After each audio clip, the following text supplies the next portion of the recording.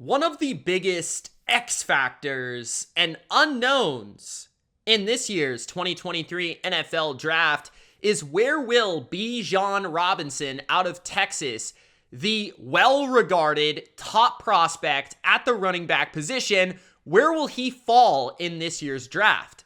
Where will he go? Who will draft the best running back in this year's class? Bijan Robinson is regarded as a generational type of running back, a running back that many have put in the same regard and class as Saquon Barkley, Adrian Peterson, LaDainian Tomlinson, these type of names as prospects coming out of college. This is not your ordinary running back coming out from college from Texas. This guy is regarded as special with the power, the explosion, and the well-rounded skill set to change an offense. But what does that mean in this year's NFL draft? What does that mean in the modern NFL? How valuable is that type of player, and how will these teams value that player at that position in this year's draft? And that's what I want to riff on for a little bit here, what I want to rant on. And you let me know in the comment section below,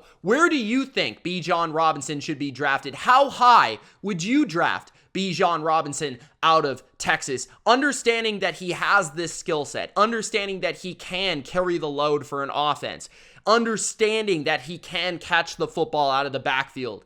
This guy could change an offense, but is he valuable enough at running back to take early in this year's class? So let's go through some of the teams that could be running back needy and some of the places that I've seen him mocked to so far during this mock draft season. So let's begin with my favorite team, the New England Patriots. The New England Patriots recently have had some buzz surrounding Bijan Robinson. Personally, I think this is a smokescreen. At 14 overall, I do not see Bill Belichick nor the Patriots investing high capital into the running back position. They've never really been that type of team. They've drafted 2 running backs in the first round under Bill Belichick, Sony Michel very late in the first round, and Lawrence Maroney also in the later half of the first round. Now they have a top half first round pick. They have major needs at wide receiver, tackle, and corner, 3 positions that are much more needed and much more valuable in this NFL. They also have one of their best players residing at the running back position. In my opinion, Ramondre Stevenson is a borderline top 10 running back in the NFL right now. So to add Bijan Robinson, as cool as that would be and as much flexibility that would give this offense, it's not a need, it's a want. So I don't see the New England Patriots being in this discussion. When you're talking about the teams inside the top 10, I don't think any of them should be picking a running back, because when you're picking inside the top 10,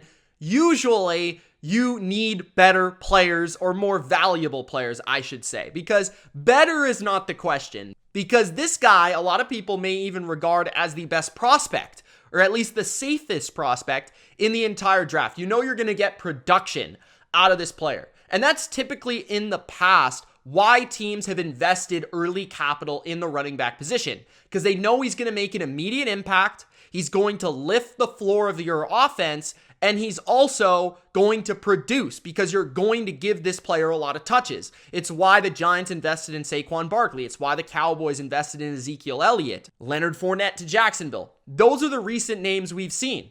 Top 10, though, in this NFL, teams have become smarter. They're wiser with their investment. And typically you only see high valued positions in the top 10, right? You see quarterback a ton, you see the occasional receiver, a ton of pass rushers, the odd tackle, and then maybe a corner gets in there every once in a while. If any other position is drafted inside that top 10, it must be a generational type of prospect, a big time can't miss player like Parsons at linebacker, who actually became an edge player. It's like Kyle Pitts at tight end. It's rare that any other position gets in there. So you're talking about the top 10. There's been buzz about the Detroit Lions, but I don't see that happening because of David Montgomery. They just signed him, and DeAndre Swift is still there. So what sense does that really make? The Seattle Seahawks, I love Kenneth Walker. I think he has a gear that few running backs in this league have. I think he can be one of the best pure runners in football. He was last year. I think he'll continue that. I don't see them investing in the running back position after spending a second-round pick on him last year. And really, any other team inside the top 10 doesn't make a lot of sense. You may say Atlanta, because they love to run the football, but Tyler Algier is young. Why spend the pick there when you've got so many other needs on defense and especially at quarterback too? So the only team in the top 10 that it really makes sense is the Philadelphia Eagles. The Philadelphia Eagles are one of those teams where you have such a good roster that even if you lost a couple pieces and yeah, you need a safety or yeah, you need like maybe a defensive lineman, it's not like a pressing need anywhere on your team. You don't need a quarterback. You don't need a receiver. You don't need an offensive lineman. Sure, you could use maybe an interior pass rusher or something of that sort, but it's not pressing. The safety position, there's nobody to pick that high. So this is where Bijan Robinson actually becomes warranted because Rashad Penny is your starting running back right now, or Kenneth Gainwell, and neither one of those guys is reliable as a RB1. And when you're talking about Jalen Hurts and maximizing this offense and the amount of quarterback runs, you could really get the most and complete your offense with a Bijan Robinson. So I really buy into the Eagles at number 10, or maybe even trading up from number 30 up in this draft somewhere and get Bijan Robinson. Now, I would just prefer to pick him at 10 so that you're not giving up other assets to move up in the draft to pick a running back. That seems a little dicey, but I think the Eagles would actually benefit from drafting somebody like Robinson. And then once you move past the Eagles at number 10, you start to get really dicey about where he's going to go. I don't think the Texans can afford to spend a luxury pick on a running back. You're not going to go to Tennessee because Derrick Henry still resides as the running back of that backfield for now, and you're not going to spend a running back pick on a team that really needs a lot of help on the offensive line, at wide receiver, even on defense, or maybe a future quarterback. They've got too many needs there. The Green Bay Packers are a team that have Aaron Jones and A.J. Dillon. The Jets have Breece Hall, although he is coming off of an injury. Maybe that's a sneaky place where he could get drafted because the Jets don't have a ton of needs, especially if they get Aaron Rodgers, but that could be a pick that actually goes to Green Bay, so who knows there. And then you have Washington, which is a place that I could maybe buy into because Washington, they have a decent running back situation, but it's not like a spectacular running back situation. And they don't have a lot of needs on their roster. Yes, they could utilize a pick on the offensive line. Maybe if one of those quarterbacks falls, do they think about that? Maybe they look at the secondary or even linebacker, but linebacker isn't a really big position in this draft. So Washington, maybe they would take him if they really feel he's the best player left in the draft and he's can't miss and they feel like they might as well just take him there. Maybe that's possible. At number 17, the Pittsburgh Steelers. They did pick a first-round running back very recently in Najee Harris. So it doesn't make a lot of sense to double dip. I will say that that was a different Pittsburgh Steelers team at the time. They were trying to maximize the window of Ben Roethlisberger with his final season coming. And that's why they were desperate to add a playmaker to their offense and get their run game going. That hasn't exactly worked out for them, but Najee Harris is not Bijan Robinson. I would probably consider that unlikely. The final team inside that top 20 is Tampa Bay at number 19, who a lot of people have been mocking Bijan to this team. Now, I would say if they had Tom Brady, sure, why not? Make it happen. But without Tom Brady there and rebuilding this offense, the quarterback position, maybe going with Kyle Trask, maybe going with Baker Mayfield. This could be a spot where maybe they trade up for a quarterback, or they just take the best defender, or maybe even offensive lineman left available. They could use a left tackle. They could use an edge player. They could use youth at other positions, more valuable positions, to replenish the talent on this roster. I see that as unlikely. I think they like Rachaad White enough for him to be their starting running back in 2023. And then after Tampa Bay, you're really looking at playoff caliber teams that maybe this is the cherry on top to add a Bijan Robinson type of talent to their backfield. Will he last this long? I'm not sure. Will a team maybe try to trade up for him so that they get him? Maybe, right? We don't know. But it would make a lot of sense in the way that teams regard the running back position nowadays, that Bijan, as good as he is, goes in that like Josh Jacobs type of range where he was picked by the Raiders. Like Josh Jacobs was a really good talent coming out of Alabama. Maybe not as highly regarded as Bijan Robinson, but a first rounder without a doubt, and has become the leading rusher in the NFL this past season. So a really good football player, right? This is the cherry on top type of talent at running back that could take that team that's a good team to become a great team, to give them that ability to close out football games, the ability to grind opposing defenses, to make life difficult come cold weather games in December and January. And this is where you start to talk about the 20 to 30 range of teams.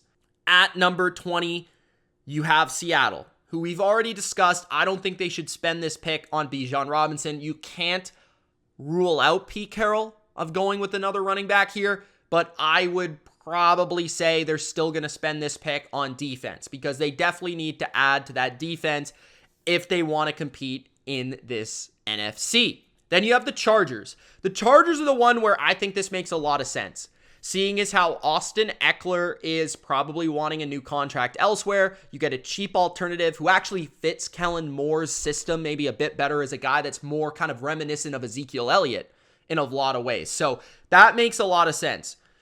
The Chargers, yes, could use other positions, offensive line, defensive line, but it's Justin Herbert. You're going to be competitive. Why not add another weapon to the offense with Kellen Moore there and really take this offense over the top? It's certainly possible. Then you look at Baltimore. That would be a team where I would understand why they would value a running back in the first round because they run the ball so much. Now that would be also an appealing move for Lamar Jackson, right? Add a weapon around him, take some pressure off of him in the running game. Now they're running a new offense, so maybe their value of the running back position has changed a little bit, moving on from Greg Roman. I'm not sure, but they have spent, pretty high capital in like J.K. Dobbins in the past, so that could happen for sure. Minnesota is a sneaky one because if Dalvin Cook is on the block, maybe a team trades for him, they replace him with Bijan. That's also possible. Jacksonville, I doubt because Travis Etienne, they spent a high first round pick on that guy, so I doubt it. The Giants have Saquon, I doubt that. Dallas, I would say this could be a Jerry Jones maneuver and a Jerry Jones maneuver alone because the Texas running back playing for the Dallas Cowboys makes almost too much sense, in my opinion, and their lineage of having great running backs from the 70s to the 90s to the 2000s. I mean, it just makes too much sense for them to continue that legacy of those guys into this new era with Bijan Robinson. But Tony Pollard's on the franchise tag. So now you could look at that two different ways, right? Dallas, maybe they take Bijan and they move off of Tony Pollard next year and he gets his money elsewhere. Or maybe they feel like with the franchise tag, that's too many assets spent at running back right now where you'd rather spend it on a different position. But if the Cowboys are looking to win the Super Bowl within the next 2 years, it wouldn't be a bad idea to take a swing at Bijan Robinson. And I don't think they have a lot of other needs that they immediately need to address. Yes, I think they could use maybe some depth on the D-line or the O-line. Yes, I think you could look to the linebacker position or safety or whatever, wherever you want to look. But I feel like if you want a Zeke replacement, there might not be much better from Bijan Robinson from like a young Zeke to young Bijan type thing, right? I'm not saying old Zeke. This guy's a lot better, but you know what I mean. So the Buffalo Bills at number 27. I mean, the Buffalo Bills, everyone keeps mocking running backs to them year after year. They took James Cook last year. They signed Damian Harris. I don't think they're that invested in a running back to the degree of taking one in the first round. I think they have an older roster on defense that they're going to have to address. I think offensive line, they could also address wide receiver. They could also address, I think the Bills have more needs than anyone really thinks. So I don't see running back. Cincinnati is a team that makes a lot of sense because of the Joe Mixon situation, because you have just a potent offense. You have a win now team it does make sense to put Bijan in there, maybe move off of Joe Mixon, save that money, spend it elsewhere, something to that degree, right? So it could make sense there. New Orleans, I highly doubt, given what they've done this offseason with Jamal Williams. They also have Alvin Kamara still around. Philadelphia, once again, there could make that happen.